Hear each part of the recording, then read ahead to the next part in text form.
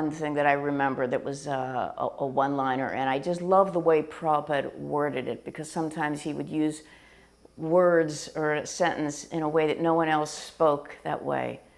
So he said, if you chant 16 rounds daily, your deathlessness is guaranteed. So I never heard such a word, deathlessness. And I still think about that. It was such a beautiful way of saying it. So deathlessness is guaranteed.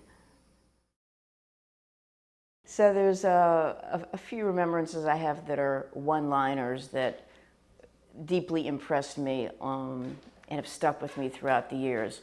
Prabhupada said that there are 3 ways to transcend this body. He said by chanting, by dancing, and by playing a musical instrument. So in the past 30-some years, I have factually experienced that. The chanting, obviously, we could get ecstatic and forget everything and just absorb in that. Well, since I've been here in Florida, and sometimes the temperature you just can't even imagine, in the summertime, dancing in ecstasy, and you feel like you're about to leave your body or fall over, and all of a sudden you go in for another hour dancing like a crazy person, and you completely forget all your bodily pains. And I think about that when Prabhupada said that, because it's actually, you can transcend your body because it's a spiritual activity. And many a times I was leading kirtan playing the mridanga, and after about an hour my arms felt like jello and my mind was screaming, I can't go any further. And all of a sudden I went off to this, absorbed in the chanting, and went on for another hour completely oblivious, not even feeling any pain. And I remember those instructions that Prabhupada said, so I've experienced them all. Most of these things that were all in New Dwarka, because I spent some time there when Prabhupada was there in the early 70s.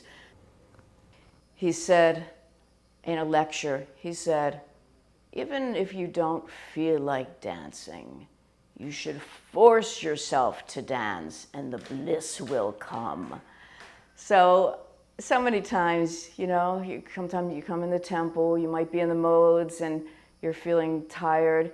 And then I remember that and I start to just shuffle back and forth. And after a short period of time, I'm swept away, you know, and we're ecstatically dancing. And it's I remember Prabhupada's instructions saying that, force yourself to dance and the bliss will come. And it's true. And it's not an ordinary experience. We think, oh, it's dancing in the temple. But this is part of our philosophy, is, as Prabhupada said, dance for the deities. It's an ecstatic, transcendental experience, and it gives him great pleasure. So now I'm going to tell a story that many people have heard before about the famous festival in New Vrindavan in 1972 for Janmashtami and Vyasa Puja. But the ending was actually quite different than anyone has told the story. I think people were half asleep. I was a little trained up in New Dwarka how to run up ahead so I could get myself situated so I could be very close to Prabhupada. So I ran down the mountain about 15 minutes early, knowing that the temple would be very crowded, and planted myself right very, very close to the Vyasa-san. Then there was the midnight artik, and I held my ground. And after the artik, as everybody knows, Prabhupada said, let's read Krishna book. And this went on for about 2 hours, and I remember I was sitting about 4 feet away from Prabhupada, right dead center, and I was watching him the whole time, and he was just so blissfully absorbed, and you're looking around the temple, and devotees are falling asleep, and he was just saying more and more, keep passing the book. Then suddenly, the lights go out, and it's pitch black, and you're out in the forest, so it's pitch black. I couldn't see my hands in front of my face. And all you can hear is the scrambling of the New Vrindavan devotees. And it seemed like a very long time. It could have been 5 minutes, could have been 10 minutes. It was a long time that the lights were out. And I kept thinking, I want to see Prabhupada's expression when the lights come on. So I just had my head facing in that direction because I couldn't see a thing. So I was wondering, is he angry? What's he, you know? So after some very long period of time, the lights come on and Prabhupada has this beautiful ear-to-ear grin. And he says, So Krishna is now sitting on the lap of Mother Yasoda. I think you are all tired and we can stop here.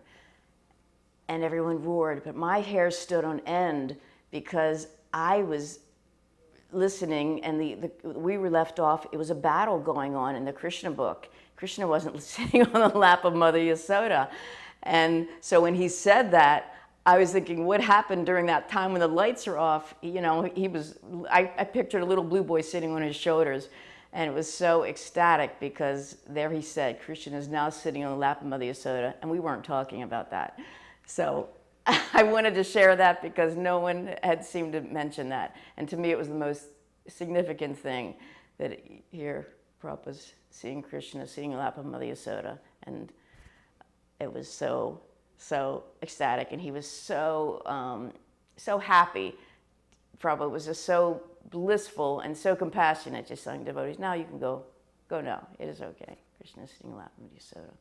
Hare Krishna. Je anilo premadana